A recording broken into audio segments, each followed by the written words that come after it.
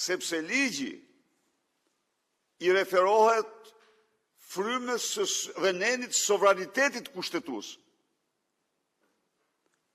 Sovraniteti që buron nga populli, i zgjedhur nga populli, nuk pezullohet. Kryeministri pezullohet, sepse nuk zgjidhet nga populli. Atyre që mund të thonë, jo u them, ka kryeministra që zgjidhen direkt nga populli. Po, ai ka emrin, kur bëhen zgjedhje, kryeministri votohet si kryeministër. Janë direkt të zgjedhur nga populli. Dhe janë jo një, po disa në botë. Kurse ky është i zgjedhur nga presidenti. Është se në fund dekret e ka presidenti. S'ka asnjë mburoj nga pezullimi. Ky po shkel kushtetutën. Pra thash dhe njëherë, se duhet t'jesh si ai që të mos lexosh kushtetutën. Të përfshish çfarë tregon kjo. Kjo tregon se ai me çdo kush don të korruptojë gjykatësit kushtetues, të cilët s'mund ta pranojnë kurrë një nen të tillë. Po si mund të pranojë gjykatësi kushtetues një nen të tillë kur kushtetuta thot pezullohet? Ishin të panërgjegjshëm, pa karakter. 4 gjykatësit që nuk votuan së bashku me tjerë në favor të masës së spakut për Lubi Ballukun. Imagjinoni ju Fionën, Papa Jorgjin, një ekstremiste ekstreme. Ta pyesun atë, zonjë, kur kushtetuta të pezullon ty, që je në hierarkinë më të lartë të këtij shteti. Na thuj pak, thuj u shqiptare, pse nuk pezullohet Lubi Balluku, apo ka paguar? Dhe sa të ka paguar, ty dhe atë tjerë me radha, më topo, apo Sandor Besi me kompani. Shikoni çfarë turp është ka, dhe tani ky për të shpëtuar ligjin, se e din që ky ligj s'qëndron, ky është vetëm një njeri që ai mund të marrë një nisëm të tillë. Tani thot po përfshi dhe ju. Dhe me mercenar të llojit Papa Jorgji apo Beci beson se do mund ta bëj të përtypshëm ligjin. Këta s'kan ligj as moral. Kodi i tyre politik është vetëm hajnia, vjedhja dhe vetëm vjedhja. Që në momentin kur kushtetuta thot se gjykatësi kushtetues pezullohet nga detyra,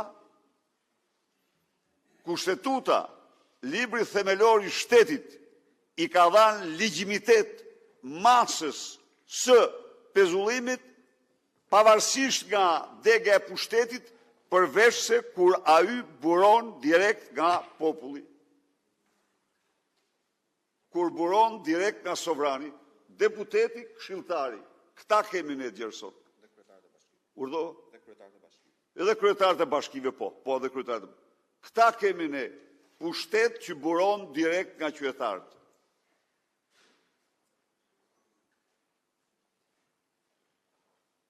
Po, kur ke krye me çdo firmë krime dhe plaçk, sigurisht verbohesh.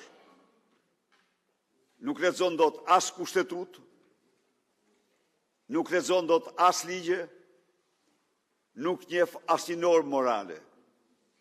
Dëgjoni tani. Dhe bën këtë veprim, më falni, se është shumë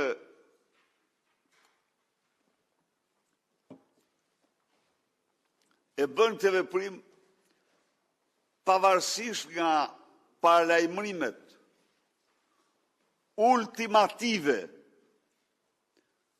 që ka marrë nga partnerët tanë se nuk do të tolerohet asnjë pengesë për drejtësinë. Tani këta partnerët tanë, duhet ja u them shqiptarëve,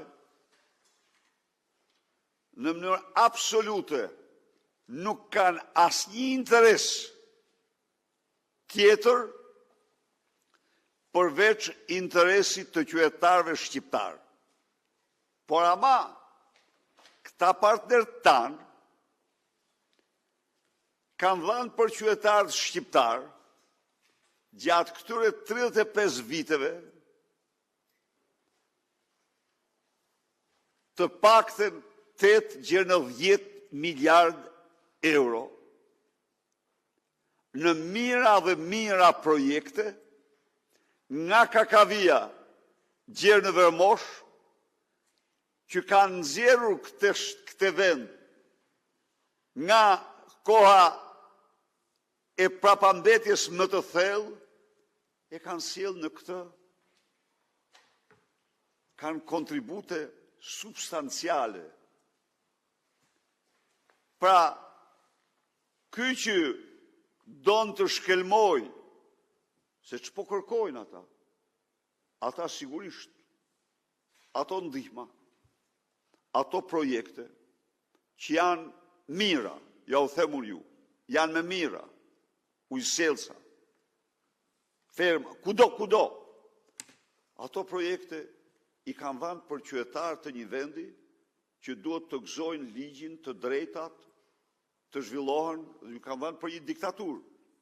Nuk ndihmojnë diktatura. Dhe ky tani do të thotë se nuk jemi Gjermania, se nuk jemi Danimarka, se nuk jemi Austria. Pse? Sepse kërkojnë zbatimin jo të kushtetutës tyre, tonës, kushtetutës tonë.